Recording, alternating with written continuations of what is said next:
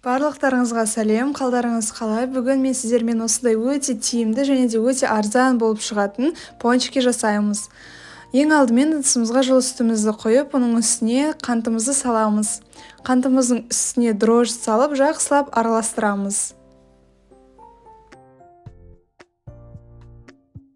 Жақсылап араластырып болғаннан кейін үстіне ерітілген жұмсақ сары майымызды саламыз және бір рет тағы да жақсылап араластырамыз.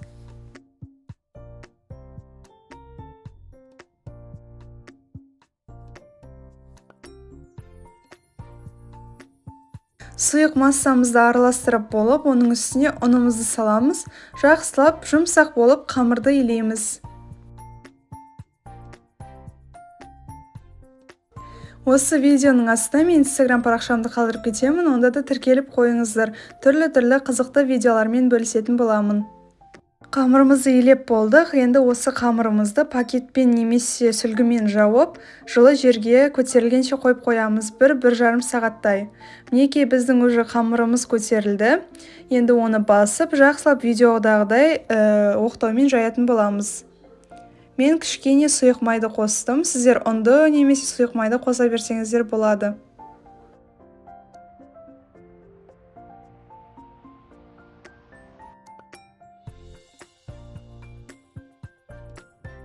Қамырларыңызға мұқият болыңыздар, қатты жұқа қылып жай жібермеңіздер. Примерно 1 сантиметрдай жайсаңыздар жетеді.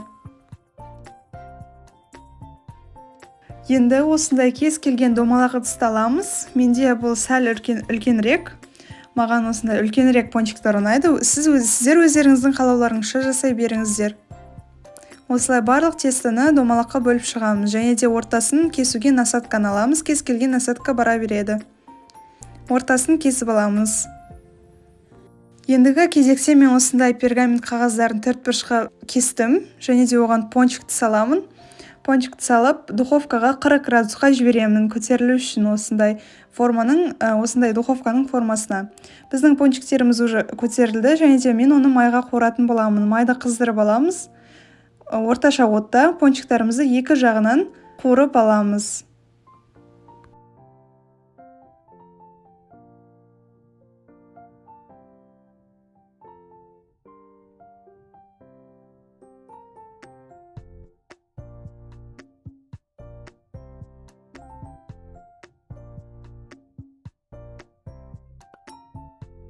Барлық пончиктерді осылай қорып аламыз. Пончиктарымыз дайын болды. Енді мен шоколадты ерітіп алдым.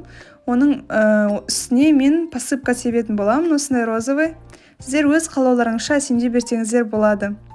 Немесе ақ шоколадты да қолдансаңыздар болады. Мен осындай молочный шоколадты қолдандым. Барлығын осылай шоколадқа малып аламыз.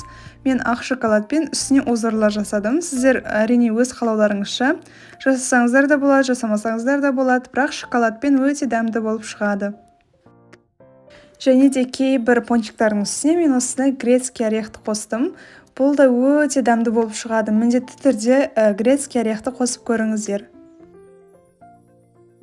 Біздің пончиктеріміз дайын болды. Барлықтарыңызға ас болсын. Пончиктер шын мәнісінде өте дәмді болып шығады. Іші толықтай мясо болып, қараңыздар, мясо болып тұр.